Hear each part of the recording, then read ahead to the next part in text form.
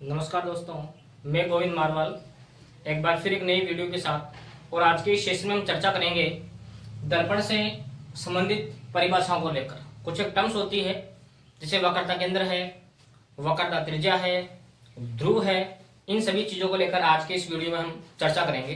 तो देखिए, ये मैंने एक दर्पण बनाया, ठीक है। तो इसके मैं बाहर की ओर पॉलिश कर देता हूं। बाहर की ओर में इसके पॉलिश करता हूं तो डेफिनेट है कि परावर्तन का जो कार्य है ये इसके अंदर धसे हुए भाग से होगा, क्योंकि यदि किसी गोले दर्पण के उभरे हुए भाग पर पॉलिश कर दी जाए तो इस प्रकार का जो दर्पण बनता है, इस प्रकार के दर्पण को हम कहते हैं अवतल दर्पण। तो मैंने एक डायग्राम बनाया, ये डायग्राम है हमारे पास अवतल दर्पण का, अवतल दर्पण। अब देखिए, इसमें देखिए सबसे पहले हम डेफिनेशन जानेंगे ध्रुव की, या पहला हम सबसे पहले हम देख लेते हैं इसमें एक द्वारक। द्वारक, अब देखिए दर्पण में द्वारक क्या होता है।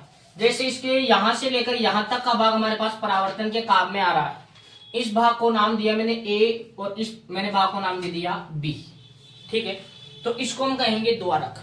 गोलीय दर्पण का जो भाग परावर्तन के काम आता है, गोलीय दर्पण का इस भाग से परावर्तन होगा हमारे पास, इस साइज का लिया है मैंने, तो इतने भाग से परावर्तन होगा। तो गोलीय दर्पण का जो भाग परावर्तन के काम आता है उसको हम बोलते हैं द्वारक। यहां ध्यान दीजिएगा, ये जो द्वारक का जो मध्य बिंदु, अगर मैं द्वारक का ये मध्य बिंदु लेता हूं यहां पर मैं ओ, इस ओ को हम कहेंगे ध्रुव। द्वारक का जो मध्य बिंदु है ये हमारे पास कहलाता है ध्रुव। और ध्रुव को हम डिनोट किससे करेंगे, तो ध्रुव को हम प्रदर्शित करेंगे दोस्तों ओ से। अब देखिए, अगर मैं बात करूं कि ये जो गोला है ये इधर से बनाया गया है या फिर इधर से बनाया गया है, तो आपको लग रहा होगा ऑब्वियसली कहीं ना कहीं इस गोले का केंद्र इधर रहा होगा। तो इस गोले का मैं सेंटर यहां मान लेता हूं, इसको बोल दिया मैंने सी। यहां ये जो सी है ये हमारे पास कहलाएगा वक्रता केंद्र है। गोलीय दर्पण को जिस गोले का कटा हुआ भाग माना जाता है उस गोले का केंद्र दर्पण का वक्रता केंद्र कहलाता है। तो ये यहां अगर इस गोले का मैंने केंद्र एज्यूम किया कि इसका केंद्र सी पर है, तो यहां हमारे पास जो सी है इसको हम बोलेंगे वक्रता केंद्र। गोलीय दर्पण को जिस गोले का कटा हुआ भाग माना जाता है उस गोले का केंद्र दर्पण का वक्रता केंद्र कहलाता है। और वक्रता केंद्र को किससे डिनोट करेंगे हम, सी से। अब देखिए, वक्रता केंद्र और जो ध्रुव को मिलाने वाली जो रेखा है, वक्रता केंद्र और जो ध्रुव को, ये वक्रता केंद्र है, वक्रता केंद्र और ध्रुव को मिलाने वाली जो सीधी रेखा है ये हमारे पास, यहां अगर मैं कोई सीधी की सीधी रेखा खींच दूं तो इसको हम बोलेंगे दोस्तों मुख्य अक्ष।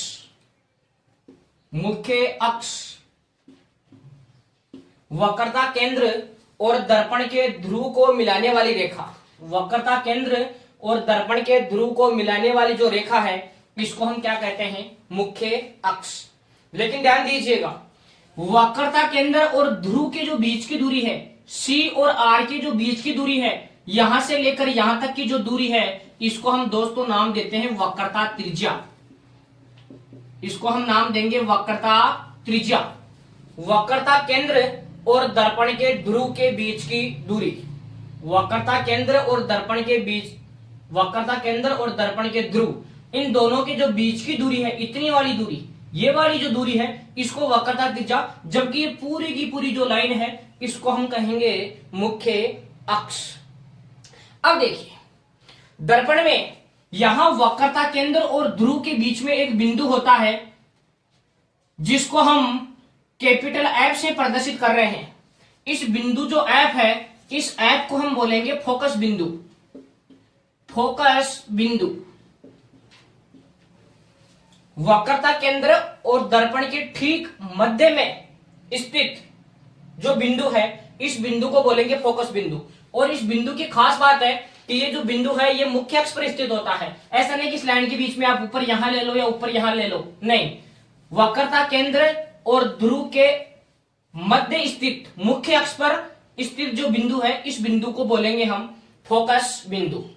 और जो फोकस बिंदु और ये जो ध्रुव है, एफ और जो ओ के बीच की दूरी है, यहां से यहां तक की जो दूरी है इस दूरी को हम बोलेंगे दोस्तों फोकस दूरी। इसको हम कहेंगे फोकस दूरी। फोकस बिंदु और ध्रुव के जो मध्य की दूरी है वो हमारे पास कहलाती है फोकस दूरी। अब देखिए आप, वक्रता केंद्र और ध्रुव के बीच की दूरी, इधर मैं अलग से लिख रहा हूं इन चीजों को कि मैं बात करूं वक्रता केंद्र, शॉर्ट में लिख देता हूं मैं कि जो C और जो O है, C और O के बीच की जो दूरी है इसको तो नाम दिया है हमने वक्रता त्रिज्या, जबकि जो F और जो O के बीच की दूरी है, F और O, इसको मैंने नाम दिया है फोकस दूरी। ठीक है, वक्रता त्रिज्या को हम R से प्रदर्शित करेंगे, जबकि जो फोकस दूरी है इसको हम प्रदर्शित करेंगे स्मॉल f से। वक्रता त्रिज्या को कैपिटल R से प्रदर्शित करेंगे और जो फोकस दूरी है इसको हम स्मॉल f से प्रदर्शित करेंगे। तो आप मुझे बताएंगे कि वक्रता त्रिज्या ज्यादा होगी या फोकस दूरी ज्यादा होगी? तो ऑब्वियसली आपको डायग्राम को देखकर लग रहा होगा कि वक्रता त्रिज्या ज्यादा है और फोकस दूरी क्या है, कम है। तो कई बार यहां से क्वेश्चन पूछ लिया जाता है कि यदि किसी दर्पण की फोकस दूरी 10 सेंटीमीटर है तो उसकी वक्रता त्रिज्या कितनी होगी? तो वक्रता त्रिज्या दोस्तों डबल होगी, वक्रता त्रिज्या हो जाएगी उसकी 20। डायग्राम से देख के पता चल रहा है, देखिए फोकस दूरी तो केवल इतनी सी दूरी है और इसकी डबल दूरी हमारे पास कहलाती है वक्रता त्रिज्या। तो आपको फोकस दूरी देके वक्रता त्रिज्या पूछी जा सकती है या फिर वक्रता त्रिज्या देके आपको फोकस दूरी पूछी जा सकती है। ठीक है, अब हम चर्चा करेंगे कि गोलीय दर्पण से प्रतिबिंब बनाने के क्या क्या नियम है, किस प्रकार से गोलीय दर्पण के अंदर इमेज फॉर्मेशन होता है। तो इसके लिए मैंने एक अवतल दर्पण लिया, इस तरीके से ये बनाया मैंने अवतल दर्पण। तो गोलीय दर्पण से प्रतिबिंब बनाने के 4 नियम चलते हैं। आपको कोई से भी 2 नियम काम में लेने हैं, जहां जिस स्थिति में कोई से भी 2 नियम शूट हो रहे हैं उन 2 नियमों के हिसाब से हमारा जो उसका किरण चित्र है वो आसानी से बन जाता है दर्पणों की सहायता से। तो देखिए, ये मैंने इसका बनाया मुख्य अक्ष, तो ये इसका हो गया ध्रुव हो गया, ये इसका हो गया वक्रता केंद्र, इसको बोल दिया मैंने C। तो पहला नियम क्या कहता है? पहला नियम ये कहता है कि अगर कोई प्रकाश की किरण मुख्य अक्ष के समांतर आती है तो दर्पण से परावर्तन के पश्चात वो फोकस बिंदु से गुजरती है। तो इन दोनों के बीच में होगा कहीं ना कहीं फोकस बिंदु, यहां मैं दिखा देता हूं, ये फोकस बिंदु है हमारे पास F। तो अगर कोई, ये मुख्य अक्ष है हमारे पास, यदि कोई प्रकाश की किरण मुख्य अक्ष के समांतर आती है तो परावर्तन के पश्चात वह फोकस बिंदु से गुजरती है। ये हमारे पास बना परावर्तन का पहला नियम। यदि प्रकाश की किरण मुख्य अक्ष के समांतर आएगी तो दर्पण से परावर्तन के पश्चात वो फोकस बिंदु से गुजरेगी, पहला नियम। दूसरा नियम जस्ट इसका उल्टा है।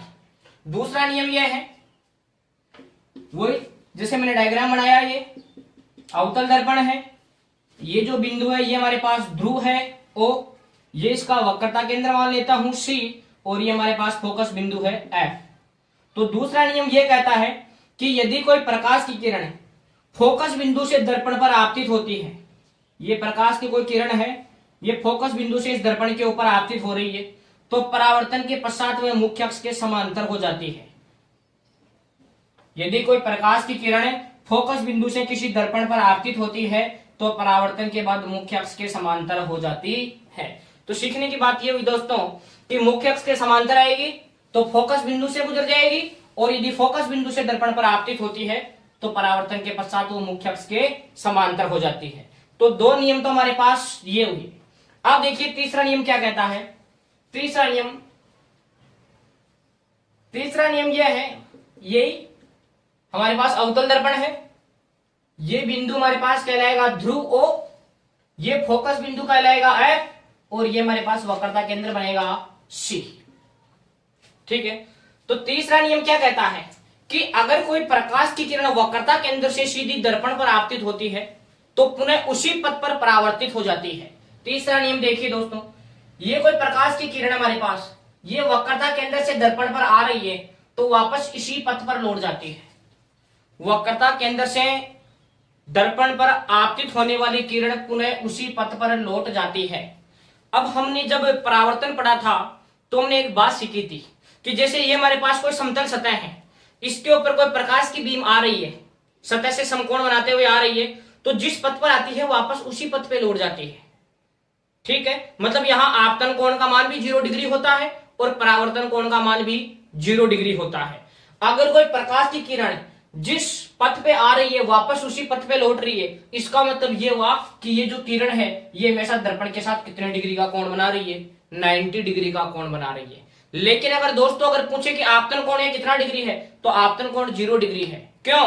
क्योंकि जब भी हम किसी गोलीय दर्पण के ऊपर अभिलंब बनाते हैं तो अभिलंब हमेशा वक्रता केंद्र से दिखाएंगे हम। अभिलंब भी इसी लाइन के ऊपर होगा, जो मैंने किरण दिखा रखी है इसी के ऊपर हमारा अभिलंब होगा। तो यहाँ आपतन कोण का मान भी 0 डिग्री होगा और परावर्तन कोण का मान भी 0 डिग्री होगा। लेकिन किरण दर्पण के साथ कितना कोण बनाएगी? 90 डिग्री। मैं ये कहना चाह रहा हूं कि वक्र दर्पण पर हम जब भी अभिलंब खींचते हैं वो हमेशा वक्रता केंद्र से गुजरता है। किसी भी गोले दर्पण पर जो अभिलंब है वो हमेशा वक्रता केंद्र से गुजरता है। ठीक है, देखिए चौथा नियम वही सेम, मैंने अवतल दर्पण बनाया। ठीक है, ये मैंने ध्रुव लिया मैंने ओ, ये हमारे पास फोकस बिंदु हो गया एफ और ये हमारे पास इसका वक्रता केंद्र हो गया सी।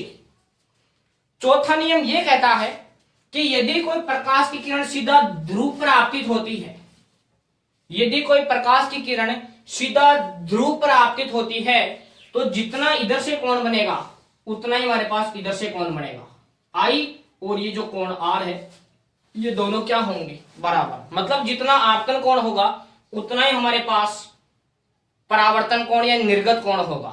यदि कोई प्रकाश की किरण सीधा दर्पण के ध्रुव पर आपतित होती है तो आपतित किरण का मुख्य अक्ष के साथ बनने वाला कोण और परावर्तित किरण का मुख्य अक्ष के साथ बनने वाला कोण, दोनों कोण हमेशा बराबर होते हैं। यदि कोई प्रकाश की किरण सीधा दर्पण के ध्रुव ओ पर आपतित होती है तो आपतित किरण का मुख्य अक्ष के साथ बनने वाला कोण आई और परावर्तित किरण का मुख्य अक्ष के साथ बनने वाला कोण आर, दोनों बराबर होते हैं। तो यहां दोस्तों हमने सीखा गोलीय दर्पण से प्रतिबिंब बनाने के नियम। तो हमने 4 नियम पढ़े कि अगर कोई किरण मुख्य अक्ष के समांतर आएगी तो परावर्तन के बाद फोकस बिंदु से गुजरेगी। दूसरा, यदि कोई प्रकाश किरण फोकस से दर्पण पर आपतित होती है तो परावर्तन के पश्चात मुख्य अक्ष के समांतर हो जाती है। तीसरा नियम, वक्रता केंद्र से दर्पण पर आपतित होने वाली किरण जिस पथ पर आपतित होती है पुनः उसी पथ पर लौट जाती है। और चौथा नियम कि यदि कोई प्रकाश की किरण सीधा दर्पण के ध्रुव पर आपतित होती है तो आपतित किरण का मुख्य अक्ष के साथ बनने वाला कोण और परावर्तित किरण का मुख्य अक्ष के साथ बनने वाले कोण दोनों बराबर होते हैं। मतलब इस स्थिति के अंदर जितना कोण आई बनेगा उतना ही हमारे पास क्या बनेगा? कोण आर बनेगा।